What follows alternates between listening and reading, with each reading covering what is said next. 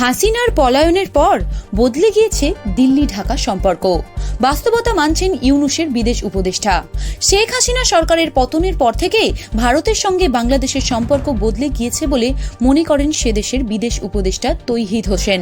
শনিবার ঢাকার north south বিশ্ববিদ্যালয়ের এক সেমিনারে বক্তৃতার সময় একথা জানান তিনি। ভারত বাংলাদেশ কূটনৈতিক সম্পর্কের বিষয়ে তিনি বলেন, 5ই আগস্ট পর্যন্ত ভারতের সঙ্গে একরকম সম্পর্ক ছিল। 5ই আগস্টের পরে সেটি পরিবর্তন হয়ে গিয়েছে, এটা বাস্তবতা।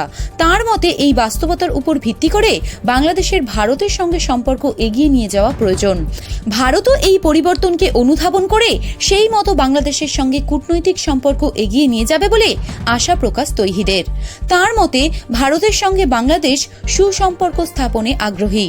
সংবাদ সংস্থা NAI এর প্রতিবেদন অনুযায়ী তৌহিদ বলেছেন, বাংলাদেশ কারো ক্ষতি করবে না, কারোর জন্য নিজেদের ক্ষতি হোক সেটিও চাইছে না বাংলাদেশ।